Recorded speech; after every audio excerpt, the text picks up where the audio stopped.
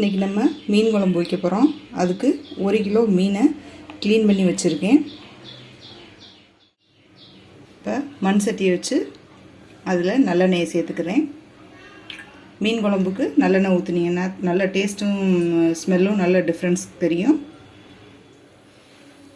எண்ணெய் சூடாயிருச்சு. இதில் வெந்தயமும் சோம்பும் போட்டு தாளிக்கிறோம். இதில் 2 பச்சை மிளகா சேர்த்துக்குருவோம். 15 பல்லு பூண்டு உரித்து வச்சுருக்கேன், அதையும் இதில் சேர்த்துக்குருவோம்.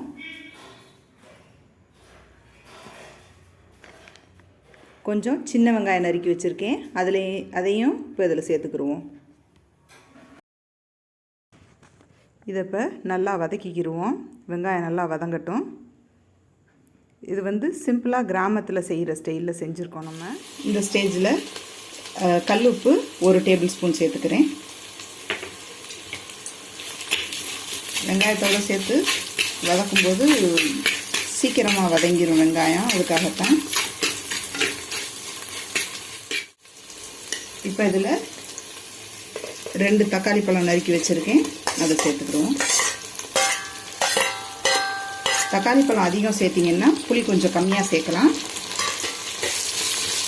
நான் புளிப்பு டேஸ்ட்டுக்கு அப்படிங்கிறதுக்கு புளியை சேர்க்குறத விட தக்காளியை சேர்க்கும்போது நம்மளுக்கு உடம்புக்கும் நல்லது. புளியை கம்மியாகவே யூஸ் பண்ணுங்கள். இப்போ இதில் 1/4 டீஸ்பூன் மஞ்சத்தூள் சேர்த்துக்குருவோம். 2 டேபிள் ஸ்பூன் மல்லித்தூள், 3 டேபிள் ஸ்பூன் மிளகாய்த்தூள். இது எல்லாத்தையும் சேர்த்து நல்லா வதக்கிக்கிடுவோம். இந்த மாதிரி நல்லா எண்ணெய் பிரிஞ்சு வர்ற அளவுக்கு இந்த மசாலாவை வதக்கிக்கிடுவோம். இந்த ஸ்டேஜில் ஒரு பெரிய எலுமிச்சம்பழம் அளவுக்கு புளியை கரைச்சி வச்சுருக்கேன், தண்ணியை, அதை இதில் சேர்த்துக்கிடலாம். இதில் இப்போ நம்மளுக்கு எவ்வளவு குழம்பு தேவையோ அவ்வளவுக்கு தண்ணி சேர்த்துக்கிடுவோம். மீன் குழம்பு ரொம்ப தண்ணியாக இருந்தாலும் நல்லா இருக்காது. இப்போ இதில் டேஸ்ட்டு பார்த்துட்டு எவ்வளவுக்கு உப்பு தேவையோ அவ்வளோதான் சேர்த்துக்கிடுவோம். நல்லா இந்த குழம்பு கொதிக்கட்டும். நல்லா கொதிச்சதுக்கப்புறம் தான் மீனை போடணும்.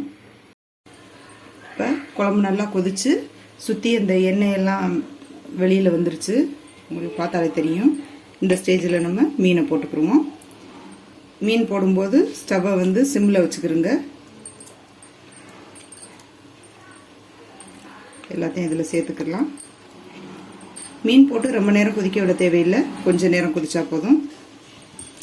மீன் சட்டுன்னு வந்துடும்.